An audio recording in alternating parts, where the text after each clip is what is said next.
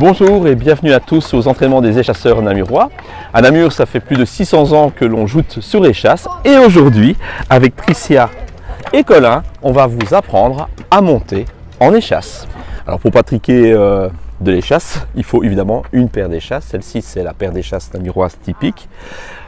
Pour les enfants qui montent dans le groupe chez nous, on a des paires un peu plus adaptées, recoupées, plus petites. Et si vous n'avez pas de ce type de paire d'échasse chez vous, soit vous en achetez un dans le commerce, une paire en tout cas dans le commerce, ou vous en fabriquez une vous-même. On trouve facilement des tutos sur internet. Pour monter sur une paire d'échasses, la première chose c'est de les tenir devant soi, donc tu les tiens devant toi, Tricia. Tu mets un pied sur le sabot et puis on met directement le deuxième et puis les échasses se mettent derrière le dos, les bras légèrement pliés. Vous avez vu ici que les échasses passent derrière son dos et pour commencer à démarrer les échasses, il faudra que tu regardes droit devant toi, d'accord, que tu sois le plus droit possible, ok, et puis on va démarrer, on va faire nos premiers pas en échasse. Donc, on y va. Pour monter en échasse, il faut toujours se faire accompagner les premières fois. La personne se met devant la personne qui pratique l'échasse. Et puis, vous voyez que les mains de la personne qui entraîne sont placées soit ici, juste en dessous des mains de l'enfant, ou entre ses aisselles et ses poignets. C'est une autre façon de faire. Alors, quand on apprend à monter en échasse, il faut donner toute une série de points d'attention aux enfants qui apprennent. D'abord, c'est regarder devant toi, Tricia, ça c'est ce que tu fais très très bien. La deuxième chose, c'est bien plier ses genoux. Alors nous, on dit souvent, technique de l'escalier, plie bien tes genoux, c'est comme quand tu montes des escaliers, c'est toujours un peu la même chose.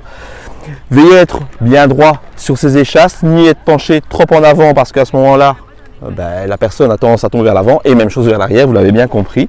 Et donc voilà, il faut être le plus souple possible sur ces échasses et vraiment être attentif à voir à ce que la personne qui pratique l'échasse soit la plus détendue possible. Deux points d'attention supplémentaires quand on pratique l'échasse. La première, c'est quand on se déplace, vas-y Tricia, tu vas marcher un petit peu, on plie les genoux mais en même temps, tirer sur les bras, ça aide évidemment au déplacement et à lever l'échasse. Et la deuxième chose, c'est simplement le positionnement. Vous voyez que Tricia elle est bien mise ici. Son bassin est bien dans l'axe de l'endroit où elle a posé ses pieds. Donc elle est vraiment en équilibre quasiment complet ici. Par contre, ce qu'il ne faut pas faire, c'est, tu vas mettre ton pète un peu en arrière, plier un peu tes genoux. Voilà, ce type de position, c'est vraiment pas l'idéal. On a l'impression qu'on a de l'équilibre, mais en fait pas du tout. Vous voyez que elle repart en arrière au premier coup.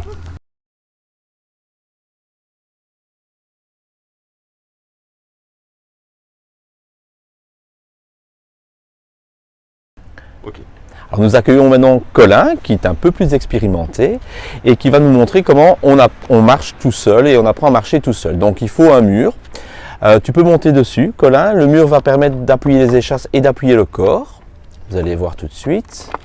Voilà, il va rapprocher les échasses du mur pour pouvoir se lancer et puis il va venir près de moi en appliquant tout ce que j'ai dit à Tricia tout à l'heure, c'est-à-dire des petits pas, regardez devant lui, il est très concentré, il place ses mains correctement, il plie ses genoux et il vient jusque moi.